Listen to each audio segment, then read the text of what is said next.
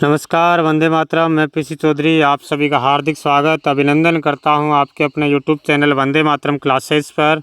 अपन पढ़ रहे हैं राजस्थान करंट अफेयर्स का। आज 18वीं क्लास है। तो अपन देख रहे हैं आरपीएससी द्वारा आयोजित होने वाले समस्त प्रतियोगिता परीक्षाओं, जिसमें RS first grade, second grade और एसआई भर्ती सहित सभी प्रतियोगिता परीक्षाओं और अधीनस्थ सेवा चयन बोर्ड द्वारा आयोजित होने वाली सभी प्रतियोगिता परीक्षाएँ, पटवारी, ग्राम सेवक, वनपाल, वन रक्षक, पीटीआई और उसके अलावा BSTC, Rajasthan police constable, jail प्रहरी सहित इनके लिए अति में इम्पोर्टेंट प्रश्नों को अपन देखने जा रहे हैं। तो स्टार्ट करते हैं आज का अपना पहला प्रश्न देखते हैं। अंतर्राष्ट्रीय योग दिवस का राज्य स्तरीय आयोजन राजस्थान के किस जिले में किया गया? अंतर्राष्ट्रीय योग दिवस का राज्य स्तरीय आयोजन राजस्थान के कौन से जिले में किया गया है? जयपुर, अजमेर, उदयपुर या जोधपुर? अंतर्राष्ट्रीय योग दिवस कब मनाया जाता है? तो बताएंगे 21 जून को मनाया जाता है। 21 जून को मनाया जाता है, सबको याद होगा ये 21 जून को मनाया जाता है। तो इस बार 2021 में जो अंतर्राष्ट्रीय योग दिवस का राज्य स्तरीय आयोजन है, ये उदयपुर ज़िले में मनाया गया है। कौन से ज़िले में? उदयपुर ज़िले में। ठीक है। उसके साथ ये जो 2021 का जो अंतर्राष्ट्रीय योग दिवस है, ये कौन से क्रमांक यानी कौन सा संस्करण है? तो बताएंगे ये 7वां संस्करण है। 2021 में जो अंतर्राष्ट्रीय योग दिवस मनाया गया है, ये 7वां संस्करण है। और पहला योग दिवस कब मनाया गया है? प्रथम बार योग दिवस मनाया गया है 21 जून 2015 को मनाया गया। प्रथम बार योग दिवस 21 जून 2015 को मनाया गया है। और 2021 की जो अंतर्राष्ट्रीय योग दिवस की थीम क्या थी? तो बताएंगे योगा फॉर वेल बीइंग यानी कल्याण के लिए योग, ये 2021 की थीम थी। अगला प्रश्न देखते हैं। नेक्स्ट प्रश्न है अपना, राजस्थान सरकार सरकारी स्कूलों में किस कक्षा तक के बच्चों को निःशुल्क यूनिफॉर्म उपलब्ध करवाएगी? राजस्थान सरकार सरकारी स्कूल में किस कक्षा तक के बच्चों को फ्री यूनिफॉर्म उपलब्ध करवाएगी? 5वीं तक, 8वीं तक, 10वीं तक या 12वीं तक? तो बताएंगे अपन इसमें ये अपने 8वीं तक जो है निःशुल्क यूनिफॉर्म उपलब्ध करवाई जाएगी। ये बजट में घोषणा की थी, बजट 2021-22 में घोषणा की थी कि राजस्थान जो सरकार है, सरकारी स्कूल में जो 8वीं तक के बच्चों को निःशुल्क यूनिफॉर्म उपलब्ध करवाई जाएगी।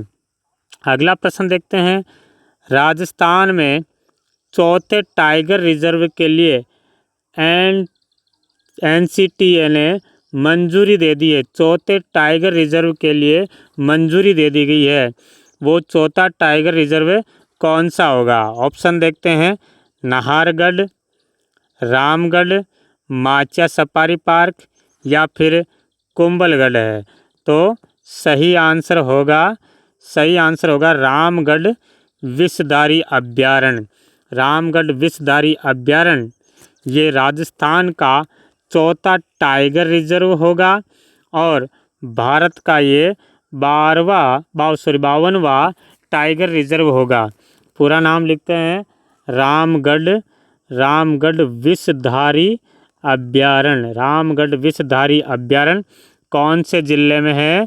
तो ये बूंदी ज़िले में है और इसको बाघों का जच्चाघर भी कहा जाता है। बाघों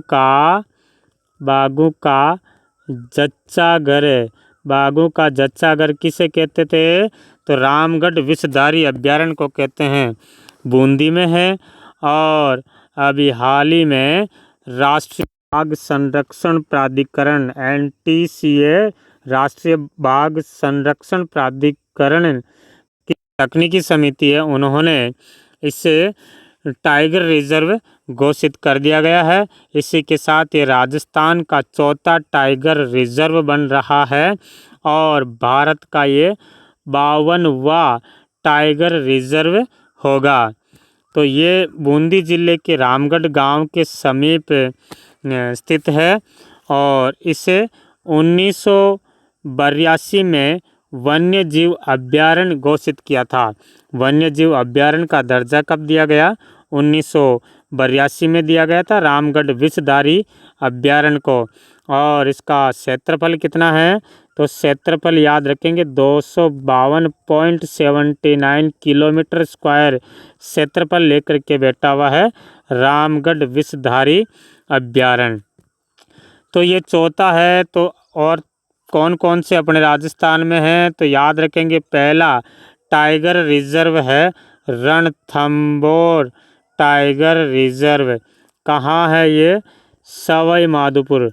राजस्थान का पहला बाघ परियोजना टाइगर रिजर्व कहाँ पर है? तो पहली बाघ परियोजना रणथंभौर में। दूसरी बाघ परियोजना होगी आपके सरिस्का टाइगर रिजर्व। सरिस्का बाघ परियोजना दूसरी है सरिस्का, कहाँ है? अलवर में। और तीसरी जो टाइगर रिजर्व है आपकी Mukundra hills tiger reserve. Mukundra hills ये आपके कहाँ पड़ेगी? कोटा जिले में अवस्थित है। और चौथा हो जाएगा आपके रामगढ़ विषधारी अभ्यारण्य। इसी के साथ आप ये भी याद रखेंगे वैश्विक बाघ दिवस कब मनाया जाता है? तो वैश्विक बाघ दिवस ग्लोबल टाइगर डे कब मनाया जाता है? तो 29 जुलाई को ये वैश्विक बाघ दिवस मनाया जाता है। ये था अपना चौथा टाइगर रिजर्व। देखते हैं अगला प्रश्न। नेक्स्ट प्रश्न है all India council for technical education की ओर से हाईटेक आइडिया लैब बनाने हेतु राजस्थान का एकमात्र संस्थान किस जिले से चुना गया है?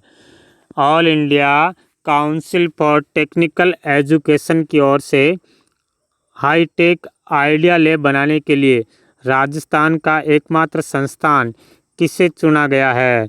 जोधपुर, जयपुर, अजमेर या फिर कोटा? तो राइट आंसर होगा अजमेर ज़िले से चुना गया है। और अजमेर ज़िले के पूर्णिमा इंस्टीट्यूट, अजमेर ज़िले में भी कौन सा इंस्टीट्यूट को चुना गया है? पूर्णिमा इंस्टीट्यूट को चुना गया है। जो भारत में कुल 49 संस्थान चुने जा रहे हैं। 49 संस्थान जहां हाईटेक आइडिया लैब बनाया जाएगा। 49 में से राजस्थान का एकमात्र संस्थान कौन सा होगा? पूर्णिमा इंस्टीट्यूट जयपुर होगा। चलिए देखते हैं अगला प्रश्न। नेक्स्ट प्रश्न है 108 बार सूर्य नमस्कार कर वर्ल्ड रिकॉर्ड बनाने वाली मोनिका कुमावत का संबंध कौन से जिले से है? सूर्य को 108 बार सूर्य नमस्कार कर वर्ल्ड रिकॉर्ड बनाने वाली मोनिका कुमावत का संबंध किस जिले से है? जयपुर, अजमेर, जालोर या फिर सिरोही? तो राइट आंसर हो अजमेर। किशनगढ़ में, अजमेर में भी कहाँ से हैं? तो बताएंगे किशनगढ़। मोनिका कुमावत इन्होंने जो ये रिकॉर्ड बनाया है कितने समय में बनाया? तो बताएंगे 10 मिनट 58 सेकंड। 10 मिनट 58 सेकंड में इन्होंने 108 बार सूर्य नमस्कार कर वर्ल्ड रिकॉर्ड बनाया है। चलते हैं अगले प्रश्न की तरफ। अगला प्रश्न है परफॉर्मिंग ग्रेडिंग इंडेक्स 2019-20 में राजस्थान शिक्षा गुणवत्ता में कौन सी रैंक हासिल की है? परफॉर्मिंग ग्रेडिंग इंडेक्स 2019-20 में राजस्थान शिक्षा गुणवत्ता में कौन सी रैंक हासिल की है? दूसरी, पाँचवीं, आठवीं या फिर 11वीं? तो जो पीजीआई की रिपोर्ट है 2019-20 इसमें राजस्थान को शिक्षा गुणवत्ता में 11वीं रैंक मिला है। कौन सी रैंक मिला है? 11वीं रैंक, जिसमें 6 राज्य और 4 केंद्र शासित प्रदेश के बाद अपने राजस्थान का नंबर आता है। नेक्स्ट प्रश्न देखते हैं। अगला प्रश्न है, बेणेश्वर धाम के समग्र विकास के लिए बेणेश्वर धाम के समग्र विकास के लिए बेणेश्वर धाम विकास बोर्ड का गठन किया गया। अभी हाल ही में बेणेश्वर धाम विकास बोर्ड का गठन किस लिए किया गया? तो बेणेश्वर धाम के समग्र विकास के लिए तो गठन किया गया। तो इसके अध्यक्ष कौन होंगे? बेणेश्वर धाम विकास बोर्ड के अध्यक्ष कौन होंगे? ऑप्शन देखते हैं। ऑप्शन है अच्युतानंद महाराज, अतिरिक्त जिला कलेक्टर डूंगरपुर, मुख्य सचिव या देवस्थान मंत्री। तो राइट आंसर होगा अच्युतानंद महाराज। ये पीठाधीश्वर हरि मंदिर बेणेश्वर धाम के हैं, पीठाधीश्वर। तो इनको बेणेश्वर धाम विकास बोर्ड का अध्यक्ष बनाया जाएगा।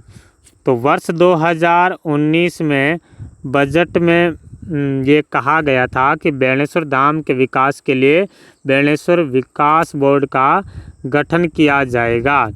तो वो किया गया है गठन, जिसमें अध्यक्ष बना रहे हैं अच्युतानंद महाराज को और सदस्य सचिव रहेंगे इसमें अतिरिक्त जिला कलेक्टर डूंगरपुर। इसी के साथ याद होगा बेणेश्वर धाम कौन से ज़िले में है? तो याद रखेंगे बेणेश्वर धाम डूंगरपुर ज़िले में है, नवाटापुरा गांव के समीप। नवाटापुरा गांव के समीप है और यहाँ सोममाही जाखम नदियों का संगम होता है। और बेणेश्वर धाम माघ पूर्णिमा को यहाँ मेला बढ़ता है। माघ पूर्णिमा मेला कब बढ़ता है? तो बताएंगे। यहाँ मेला बढ़ता है माघ पूर्णिमा को मेला बढ़ता है, जिसे आदिवासियों का कुंभ और दक्षिण राजस्थान का कुंभ कहा जाता है। चलिए अगला प्रश्न देखते हैं। नेक्स्ट प्रश्न है, श्री सुंदर सिंह भंडारी की पुण्यतिथि मनाई गई है। अभी हाल ही में श्री सुंदर सिंह भंडारी की पुण्यतिथि मनाई गई है। ये पुण्यतिथि मनाई गई है तो राजस्थान में तो फिर सुंदर सिंह भंडारी स्वरोजगार योजना कब चालू की गई थी? तो इनकी जो पुण्यतिथि मनाई गई है उस पर यह प्रश्न बनाया गया कि सुंदर सिंह भंडारी स्वरोजगार योजना कब आरंभ की गई है? 2015, 2017, 2018 या फिर 2019? तो सही आंसर होगा सुंदर सिंह भंडारी स्वरोजगार योजना 12 फरवरी 2018 से शुरू की गई। 12 फरवरी 2018 से शुरू की गई है और इस योजना में समाज के जो गरीब वर्गों को स्वरोजगार उत्पन्न करने की सुविधा प्रदान की जाती है। और इसमें सरकार नौकरी के अवसर पैदा करने के लिए लगभग 50,000 जो परिवार हैं उनको 50,000 रुपये की ऋण राशि उपलब्ध करवाई जाती है सुंदर सिंह भंडारी स्वरोजगार योजना के तहत। तो ये भाजपा के नेता हुए थे। अगला है, आरबीआई के आंकड़ों के अनुसार राजस्थान में प्रति वर्ष प्रति व्यक्ति स्वास्थ्य पर कितना रुपए खर्च करता है? आरबीआई के जो आंकड़े हाल ही में जारी किए गए हैं उसके अनुसार राजस्थान में प्रति वर्ष प्रति व्यक्ति स्वास्थ्य पर कितना रुपए खर्च करता है? 2500 रुपये, 1860 रुपये, 1260, फिर 1706 रुपये। तो राइट आंसर होगा 1706 रुपया। ये हो जाएगा पर व्यक्ति पर ईयर के हिसाब से आ जाएगा। और इस मामले में राजस्थान का जो है देश में 10वां स्थान है। राजस्थान का देश में 10वां स्थान है, 1706 रुपये के साथ है। चलिए अगला प्रश्न देखते हैं। राजस्थान के दूसरे तकनीकी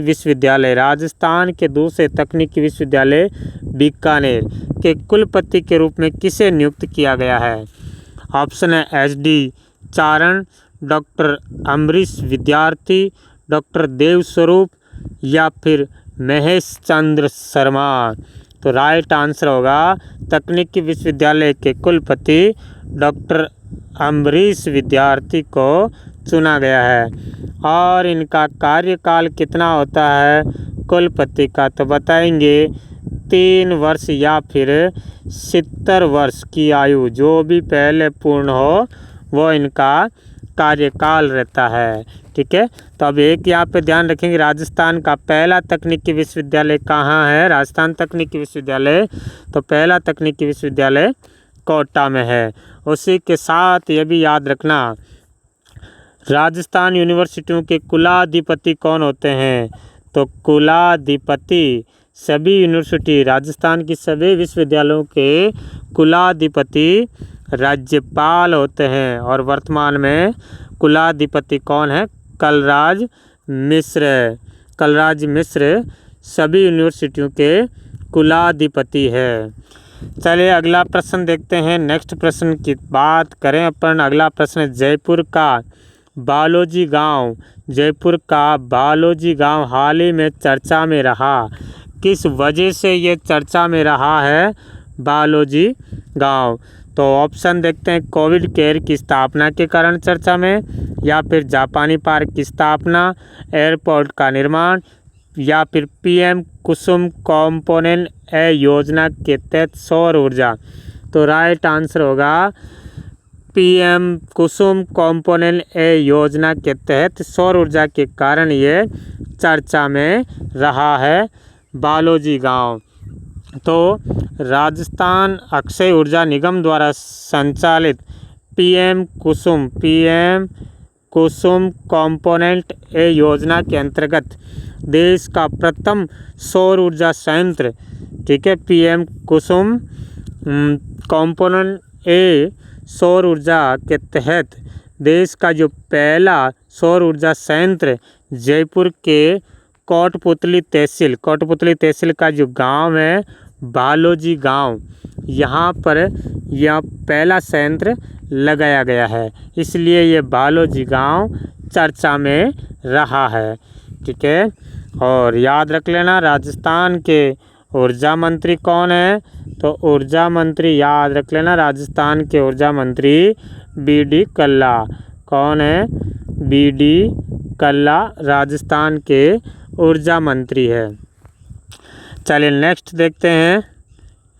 अगला प्रश्न है, राजस्थान सरकार द्वारा राज्य के उद्योग विभाग का नाम बदलकर क्या रखने का निर्णय लिया गया है। राजस्थान सरकार द्वारा राज्य के उद्योग विभाग का नाम बदल करके क्या रखने का निर्णय लिया गया है, तो ऑप्शन देखते हैं, राजस्थान उद्योग विभाग रख रहे हैं, या उद्योग व वाणिज्य विभाग, उद्योग व ऋण विभाग, या फिर उपज उद्योग। तो राइट आंसर होगा उद्योग व वाणिज्य विभाग नाम रखा जाएगा। उद्योग विभाग का नाम बदल करके क्या रखा जाएगा, उद्योग व वाणिज्य विभाग। यह इसलिए सरकार के दिमाग में आया क्योंकि केंद्र में और 18 राज्यों में वहाँ पर उद्योग व वाणिज्य विभाग ही संचालित है, वहाँ उद्योग विभाग की जगह पर उद्योग व वाणिज्य विभाग है।